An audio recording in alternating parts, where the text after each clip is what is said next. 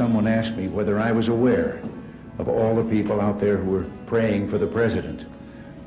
And I had to say, yes, I am. I felt it. I believe in intercessionary prayer.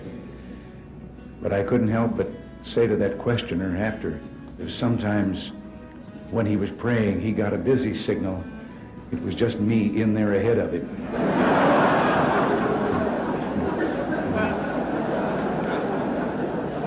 I think I understand how Abraham Lincoln felt when he said, I have been driven many times to my knees by the overwhelming conviction that I had nowhere else to go. Now, I realize it's fashionable in some circles to believe that no one in government should encourage others to read the Bible. That we're told that we'll violate the constitutional separation of church and state established by the Founding Fathers in the First Amendment. The First Amendment was not written to protect people and their laws from religious values.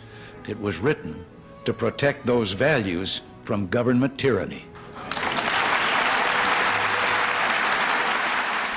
I've said that we must be cautious in claiming God is on our side.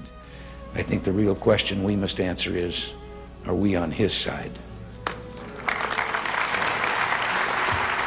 No matter where we live, we have a promise that can make all the difference.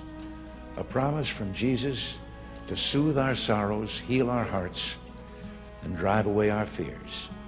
He promised there will never be a dark night that does not end. Our weeping may endure for a night, but joy cometh in the morning. He promised if our hearts are true, his love will be as sure as sunlight. And by dying for us, Jesus showed how far our love should be ready to go.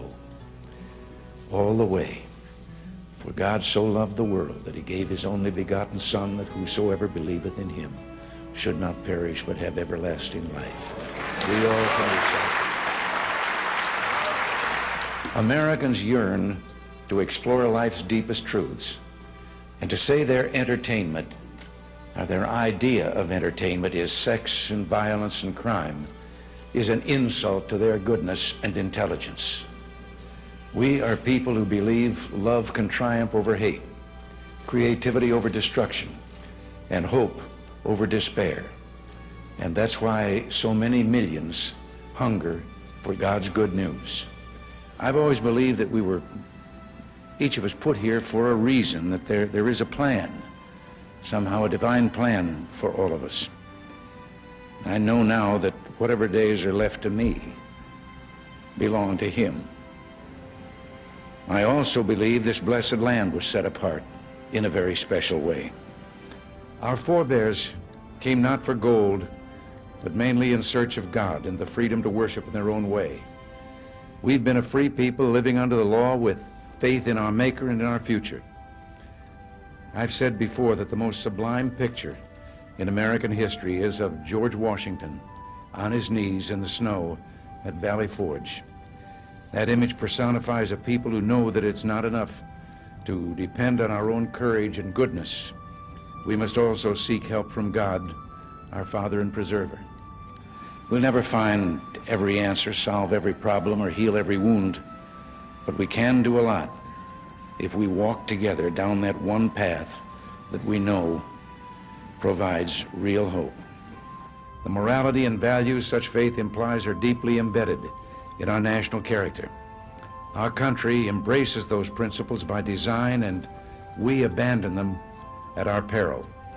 My experience in this office I hold has only deepened a belief I've held for many years.